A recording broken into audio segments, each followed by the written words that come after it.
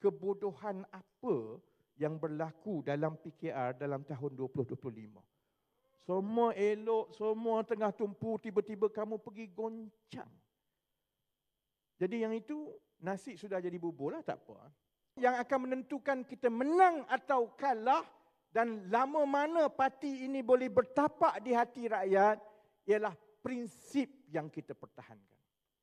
Sebab itu adalah masa kita bukan kerajaan dulu. Masa kita pembangkang, masa kita tak ada apa-apa. Masa orang tak kenal pun, Datuk Seri tak ada, Menteri Besar tak ada, YB tak ada. Masa itu, letaklah siapa pun, orang tak tengok calon sangat, orang fikir ini adalah parti yang berprinsip dan berani, aku sokong kerana mereka berprinsip. Kalau kita hilang yang itu saudara-saudari, maka nyawa parti ini tak lama. Saya boleh kata terus, tak lama. Sebab fikiran rakyat sekarang, dia boleh tengok ada banyak pilihan ini. Kalau dia kata parti kamu ini tak ada beza daripada parti-parti lain, jadi dia kira buat apa kena unding kau. Sebab itu prinsip, mempertahankan prinsip adalah sangat penting.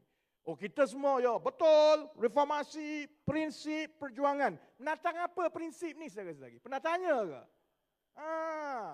Bagi ucapan senang, prinsip. Datang interview dengan saya nak jadi calon, saya tanya, cuba cakap prinsip sedikit. Sebenarnya apa prinsip ni? Kita duk cerita prinsip ni.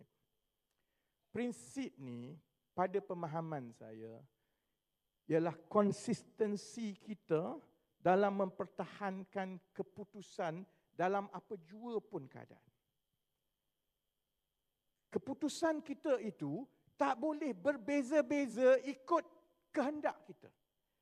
Yang itu PAS yang buat, dia tukar-tukar fatwa tu PAS. Kalau kita ada prinsip, parti berprinsip, marilah kok mana pun, masa kamu pembangkang ke, masa kamu kerajaan ke, masa kamu menang ke, masa kamu lemah ke, kalau ada satu permasalahan, prinsip kita menyatakan ini tindakan dan juga keputusan kita. Belakang kira kesannya kepada kita. Itu namanya prinsip, saudara-saudara. Sebab itu saya kata sekarang ini kita diuji bila berkuasa. Sebab mudah bercakap pasal mempertahankan prinsip bila tak ada kuasa. Masa tak ada duit, senanglah cakap kita tolak politik rasuah. Tak ada orang nak bagi kat kau, memanglah. Kan? Bila ada kuasa, mari sampul putih. Apa sebenarnya tindakan kita? Apa domir kita ni? Dalam hati kita ni. Saya boleh je saudara-saudari kalau nak ikut. Saya Menteri Ekonomi. Saya boleh tak ambil rugi kan. Saya boleh sebenarnya kalau aku nak main kotor, cari duit, bayar, hambur semua ni. Sampul tak sampul semua. Boleh, tak ada masalah. Tapi saya lepas prinsip tergadai itu kalau dengan rakyat sekali kamu hilang rasa hormat kepada parti atau pemimpin yang kamu rasa dah tak ada prinsip, kamu takkan bagi sampai bila-bila, saudara-saudari. Sebab itu saya minta maaf kalau orang marah, orang kata gambaran disebut ini dia ditolak oleh akar umbi kerana dia tak membantu akar umbi. Saya fahamlah maksudnya, saya memang tak bagi duit, memang betul. Tapi sebabnya ialah prinsip itu kalau kita hilang dan kita lemah, kesannya saya dah lepas. Saya dah mencapai kalau nak kira ni, anak orang Terengganu 3 suku Kelantan ni jadi Menteri Ekonomi ni kali pertama lah dalam sejarah Malaysia ni, okey lah tu. Saya dah lepas dah. Tapi parti ini akan tergelincir. Sebab itu macam mana kita nak tengok ni, yang saya kecewa dalam kita duk kata damai prinsip reformasi ni, satu demi satu kelakuan sebahagian daripada kita tidak melambangkan kita ada prinsip, saudara-saudara.